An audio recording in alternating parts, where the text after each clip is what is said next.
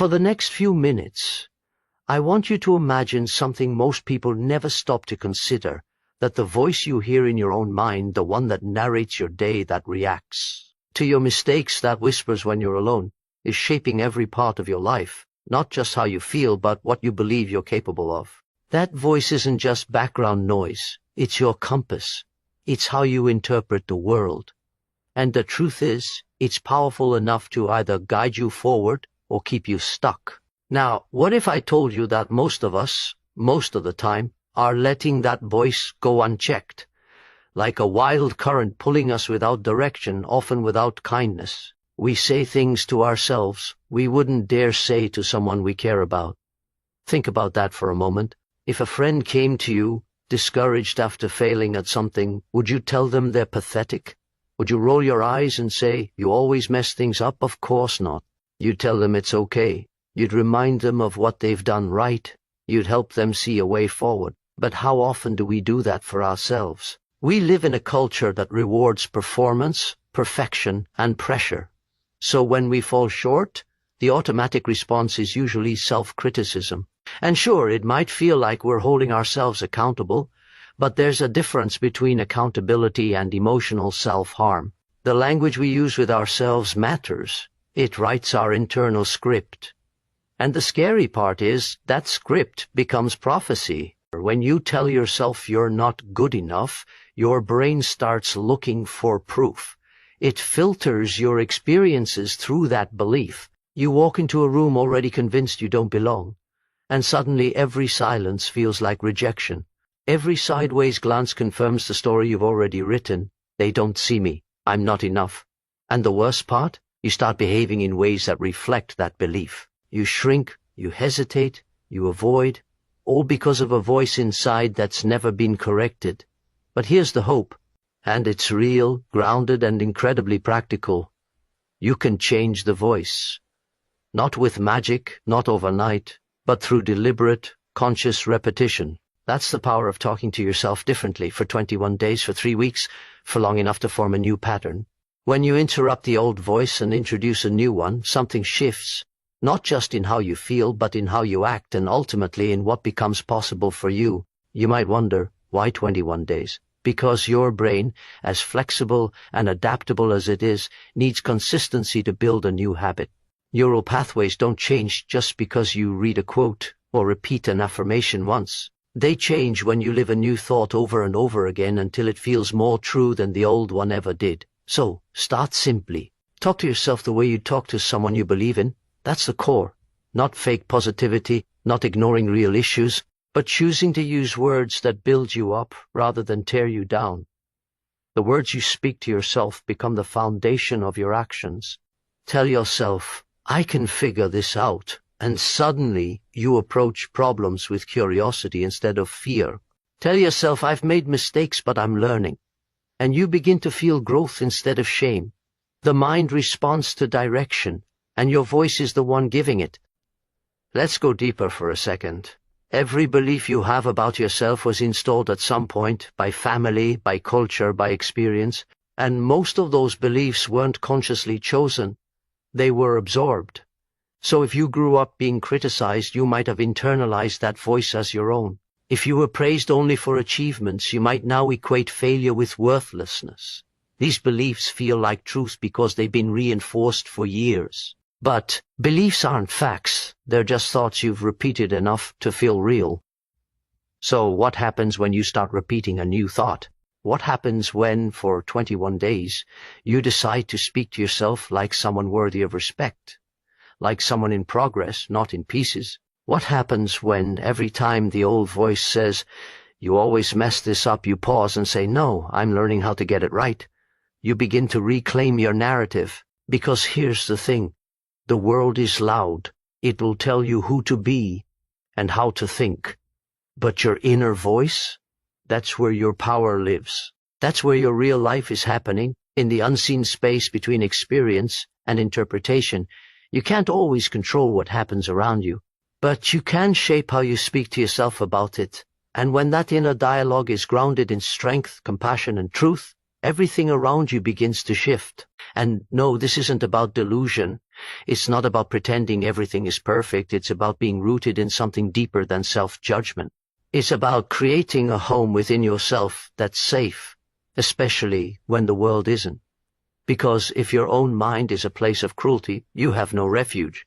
But if your inner voice becomes your ally, your steady, encouraging guide, then you carry peace with you wherever you go. So today I'm inviting you to try something radical and simple at the same time. For the next 21 days, speak to yourself as if you matter. Because you do. When you stumble, speak kindly. When you succeed, celebrate. When you're lost, reassure yourself. When you're overwhelmed, say, one step at a time, I've got this. These aren't just words, they're instructions to your brain. They're signals that you're changing course. Talk to yourself like someone who's worth showing up for, because that's who you are. We are creatures of habit.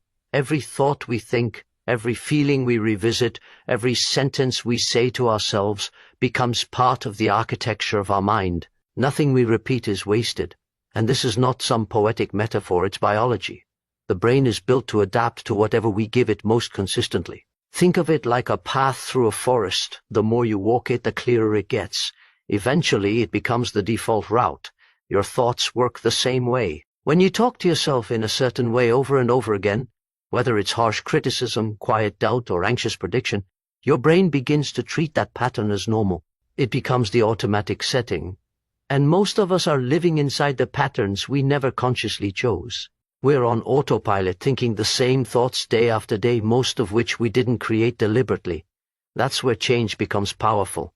Because when you bring awareness to the pattern, you can begin to build a new one. You can decide this voice doesn't serve me anymore and choose to walk a new path. That's what the next 21 days are about. Repetition, not perfection. There's nothing glamorous about it, just the quiet daily work of replacing one way of speaking to yourself with another. One sentence at a time. That's how we rewire the brain. You see, real transformation isn't loud. It doesn't always come with lightning strikes or sudden breakthroughs. Most of the time, it's a slow shift that only becomes noticeable in hindsight. You start by catching yourself when the old voice creeps in. Then you begin replacing it with something new.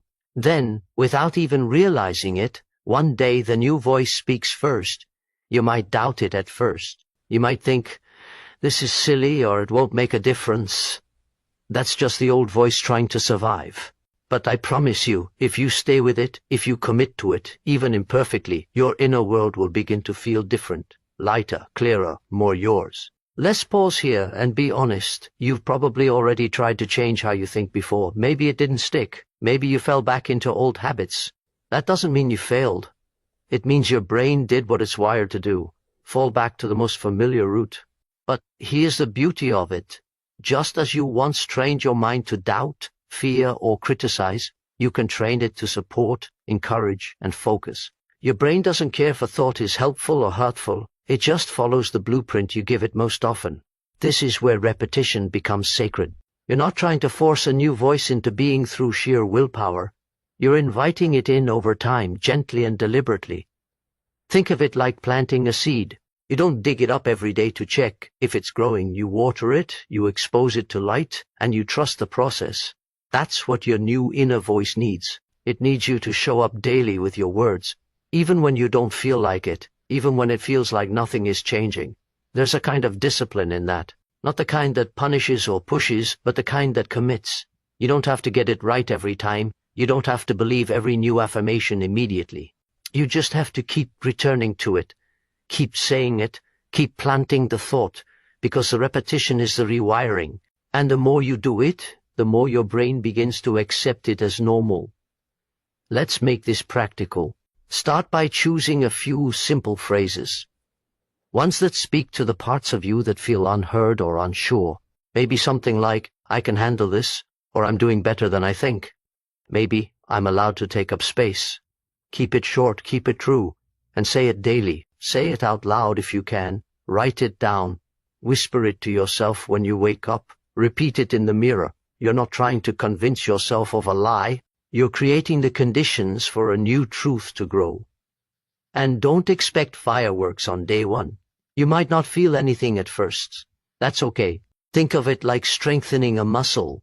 You wouldn't expect to lift a heavy weight after just one workout. The same goes for your thoughts. The first few days the old voice will probably push back hard. It'll tell you this won't work. It'll tell you to quit. That's just resistance. It's part of the process. Don't let it stop you. Let it signal that you're getting close to something worth changing. The 21-day window isn't a magic number. It's just long enough to disrupt the default, long enough to give the new voice space to speak. And once it starts showing up on its own, you'll know something has shifted. That moment when you face a challenge and, instead of panicking, you hear yourself say, "I can handle this." That's the reward. That's what we're after. And it's closer than you think. You see, most people live their entire lives never questioning the voice they hear inside. They assume it's them, but it's not. It's a mixture of influences: parents, culture, fear, trauma. And the moment you realize that, you become free to ask, what kind of voice do I want guiding me instead? That question is the beginning of liberation. And answering it is a daily act of self-respect. So I'm not asking you to be perfect. I'm not asking you to fake joy or suppress your struggle. I'm simply asking you to be intentional, to choose words that make space for growth, to repeat them not because they're easy, but because they matter. The repetition is what makes them real. Not overnight, not dramatically, but gradually, steadily, unshakably real. And if you stay with it, if you talk to yourself like someone who deserves gentleness and strength for 21 days, you'll find that the old path starts to fade. The new one, once overgrown and unfamiliar, becomes a road you can walk with trust, and eventually it becomes the only one you hear, because what you repeat, you become. There's something subtle yet deeply damaging that most people carry with them every single day. It's not always loud. It doesn't always scream or announce itself. In fact, it's often quiet. So quiet that we stop noticing it altogether. But it's there, underneath every decision, every hesitation, every moment we pull back instead of stepping forward. It's the voice of our own inner critic. You know the one I'm talking about, the one that says, "Why would they listen to you?" or "You should have done better." The voice that whispers, "You're too much," or sometimes "You're not enough." That voice is a master of disguise. It'll pretend to be helpful. It'll sound like it's just keeping you humble or protecting you from failure.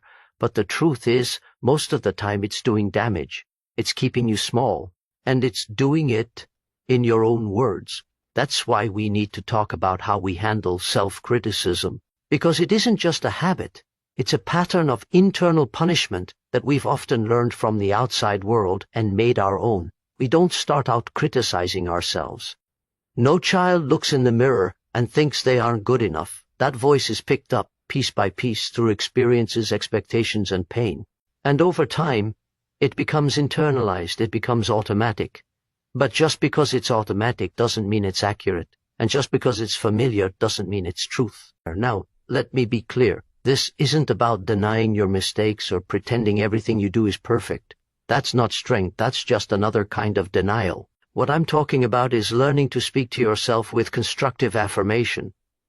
The kind of inner language that builds, guides, and grows you instead of breaking you down. So, let's look at the difference. Self-criticism says, "I failed, so I'm a failure." Constructive affirmation says, "That didn't go the way I hoped, but now I know what to try differently." One leads to shame and paralysis. The other leads to learning and movement. And the only difference between the two is how you talk to yourself in the moment. You can still hold yourself accountable. You can still want better, aim higher, do more, but you don't have to destroy yourself to get there. Or in fact, you'll get there faster and more sustainably if your internal voice is supportive rather than punishing. People don't thrive under cruelty, not from others, and not from themselves. Think about someone in your life who inspired you to grow, someone who believed in you even when you doubted yourself. Or what was it about them? Most likely, it was the way they made you feel safe, even when you were being challenged. They helped you see possibility, not just your flaws. Now imagine if you became that voice for yourself, not just once in a while, but consistently, especially in the moments where you fall short. That's the shift we're making over these 21 days. We're not ignoring the hard moments, we're reframing them. We're replacing judgment with curiosity. And more than anything, we're choosing to treat ourselves like someone worth helping, not punishing. You can start by noticing when the old voice appears. It usually shows up when things go wrong. You forget something important, you miss a deadline, you say the wrong thing in a conversation, and before you even have a chance to process it, the voice jumps in. You always do this. Why can't you get it together? That voice is so quick, so rehearsed, that you barely catch it. But what if in that exact moment you stopped and said, hold on, that's not helpful. What do I need to hear right now that is? Maybe what you need to hear is, it's okay, everyone makes mistakes. Or, you're under a lot of pressure.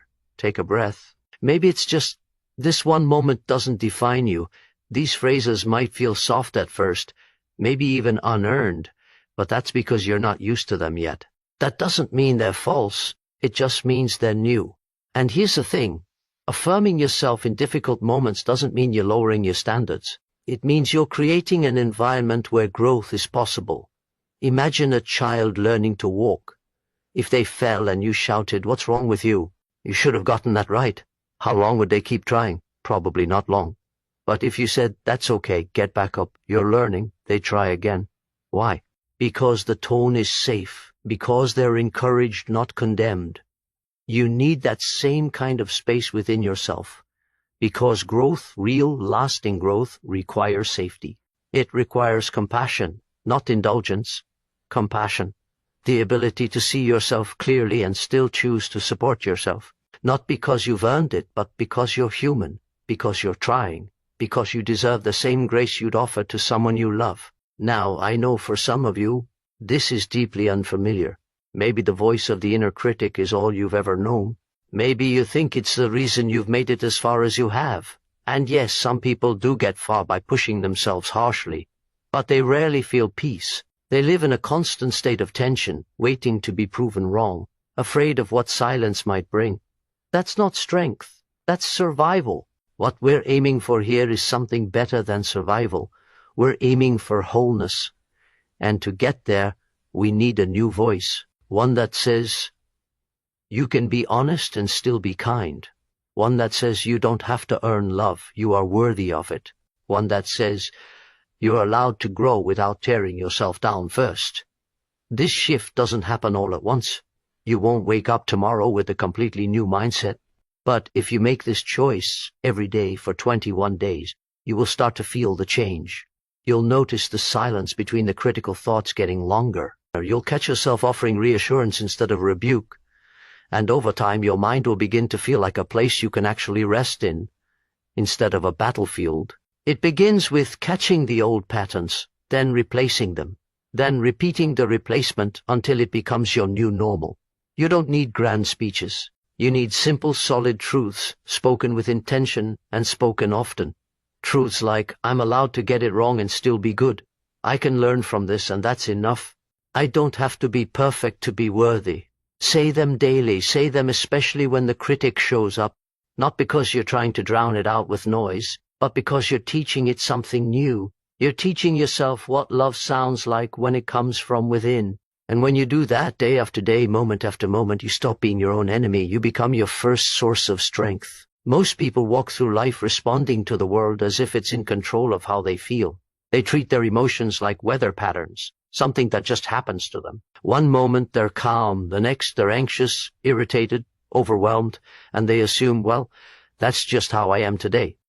But what if I told you that much of that emotional landscape is shaped not by what's happening outside of you, but by the way you're speaking to yourself inside? You see, every emotion you feel is preceded by a thought, not always a loud, obvious one.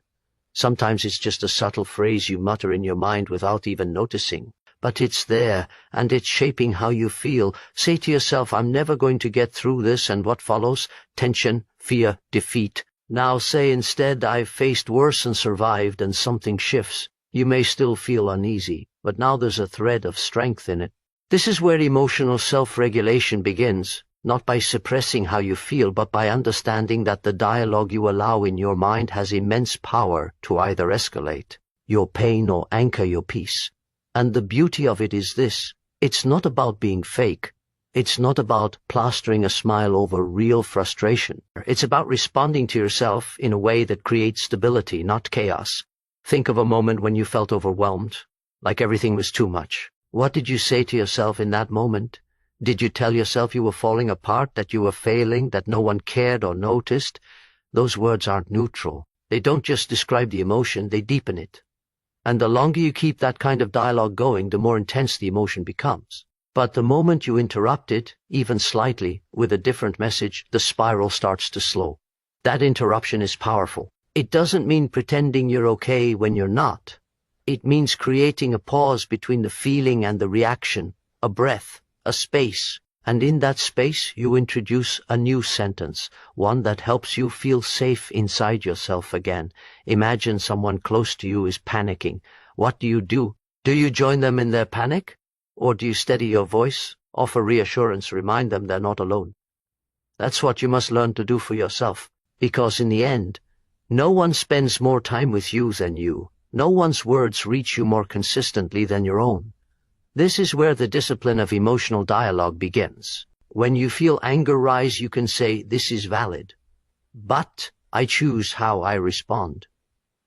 When you feel sadness weigh on you, you can say, "This hurts, but it's not forever." When anxiety grips you, you can whisper, "I am safe in this moment.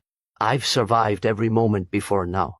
These aren't affirmations meant to erase reality. They're tools, anchors, lifelines that you throw to yourself when the emotional current starts pulling you under.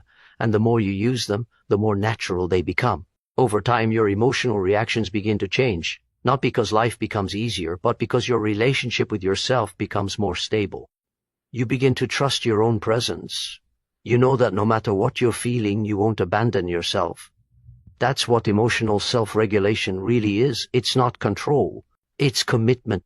A commitment to be your own safe place, especially when things get loud and messy. Most people try to manage their emotions by changing the world around them. They move cities, end relationships, shift jobs, all hoping that their inner state will follow. But no matter where you go, you take your thoughts with you. And if the voice in your mind still speaks to you with chaos, criticism, or fear, then peace will always feel one step out of reach. But if you can start to respond to yourself with steady, kind, grounded words, even when everything outside of you is uncertain, then suddenly peace isn't something you have to chase. It becomes something you create. And that creation begins in the smallest of moments. You wake up and already feel the weight of the day pressing on your chest. Instead of diving into your phone or rushing through the routine, you pause. You say, "I have time. I don't have to solve everything right now." And already you've given yourself space to breathe. You face criticism at work or disappointment in a conversation, and the first instinct might be to spiral into thoughts of inadequacy or failure. But instead you catch it. You say, "That hurt, but I am still capable. I still matter." That shift doesn't erase the sting, but it stops it from becoming a story of self-destruction. You get overwhelmed, angry, frustrated, you want to explode, but instead you find the pause. You remind yourself, "I can feel this without letting it guide me." That's the kind of power that changes everything. Not because you've shut your emotions off, but because you've learned how to walk with them instead of being dragged by them. And this takes practice. That's why I invite you to spend the next 21 days not just speaking kindly to yourself, but also speaking wisely. When your emotions rise, treat them like signals, not enemies, and respond to those signals with words that ground you, support you, and lead you back to center. Ask yourself again and again, what do I need to hear right now that would help me feel safe inside myself? And then give yourself that message. Speak to the fear with truth. Speak to the anger with presence. Speak to the sorrow with gentleness. And let this become a habit, because emotions will always come and go. Life will always shift and surprise and challenge you. But the words you choose in those moments, that's the part you control. That's the part that builds your resilience from the inside out. You don't need to feel perfect to speak to yourself with stability. You just need to practice. Every time you do, you build a deeper trust in yourself. You begin to see that you can hold space for any feeling without being consumed by it. You learn that the tone you use with yourself can change the entire trajectory of a difficult moment. That's what emotional self-regulation really is, not suppression, not denial, but conscious dialogue. The kind that creates calm in the middle of chaos. Because when your inner voice becomes your anchor, no storm can pull you too far away from yourself. We come now to a simple truth that we often forget, especially in the midst of our own chaos, our own striving, our own attempts to be better, do more, and hold it all together. And that truth is this: you are not just someone trying to get somewhere, you are someone becoming. Every single day, through your choices, through your thoughts, through the words you say to yourself when no one is listening, you are becoming someone. The question is who? For many people, self-talk is merely reactive. They say what they feel. If they're tired, the voice inside says, I can't do this. If they're anxious, it says, everything's falling apart. If they feel unworthy, the voice says, of course this is happening to me, I never get it right. But few stop to realize that this inner monologue isn't just reflecting who they are. It's shaping who they become. The voice you use when you speak to yourself becomes the internal architecture of your identity. Speak to yourself with fear long enough, and you will begin to live cautiously. Speak to yourself with shame, and you will learn to shrink. Speak to yourself with doubt, and you will sabotage your own potential before it even has the chance to prove itself. But when you speak to yourself with vision, when you consistently affirm the person you are becoming, everything begins to change. Because that voice starts building a life that aligns with belief instead of limitation. This is not about magical thinking. This is about consistent direction. Every day you are programming your subconscious with cues. This is who I am. This is what I expect. This is what's possible for me. And over time, your actions follow. So the question you must ask yourself is not simply, how do I feel today? The question must be, what kind of person do I want to become? And what does that version of me sound like? If you want to become more confident, you must begin speaking to yourself like someone who is confident. Not after you achieve the goal, not when the doubt disappears. Now, speak it now before you see it, and you will start to walk in alignment with it. The words won't feel true at first, that's normal, because you're not reciting your current reality, you're declaring your direction. And that declaration, repeated over time, creates the internal momentum that builds the external change. It's like setting a course. If you tell your internal compass, I'm always behind, I'm never good enough, then that's the direction it will continue to guide you. But if you begin instead with, I'm growing, I'm learning, I am capable of change, you start moving differently, not perfectly, but intentionally. And intention is everything. It's easy to underestimate the power of small daily phrases. They seem insignificant, like whispers against the roar of circumstance. But over time, those whispers reshape you. They rewire your reactions. They teach your nervous system to expect safety instead of threat. They create emotional resilience because you begin to know, at your core, that you are with yourself, not against yourself, not passively observing your life, not just surviving, but becoming. There's something deeply sacred about being able to look at yourself in the mirror and know that your voice is one you can trust, not because you've figured everything out, but because you've made a commitment to speak from your potential, not your panic, a commitment to affirm who you are becoming even on the days you fall short, especially on those days, because transformation doesn't happen through perfection. It happens through consistency. It happens when you choose again and again to align your inner voice with your deeper truth. Let me ask you this. If someone followed you around and repeated everything you said to yourself out loud, would you feel uplifted or diminished? Or would you trust that person with your dreams, your insecurities, your growth? If the answer is no, then something must change. Not out of guilt, not out of shame, but out of realization that you deserve better than the voice of your fears. You deserve the voice of your future. So speak to yourself the way you would speak to someone you believe in. When you fail, don't say, I'm a failure. Say, this is part of the process. I'm learning, I'm adjusting, I'm growing stronger. When you're scared, don't say, I can't handle this. Say, this is hard, and I will move through it one step at a time. When you're tired, don't say, I'm lazy, I'm weak. Say, I need rest. I'm allowed to slow down and recover. These are not just nicer words. They are constructive truths, phrases that hold both honesty and hope. The person you are becoming needs a voice that can guide them, and that voice must come from within. You can't always rely on the world to validate your progress. You can't wait for the perfect circumstances to feel encouraged. You must learn to cultivate that encouragement internally. That is what makes the difference between temporary motivation and lifelong transformation. And the beautiful part is, you don't need to be anyone else. You don't need to pretend to be fearless or flawless. You just need to speak in alignment with who you know you are deep down.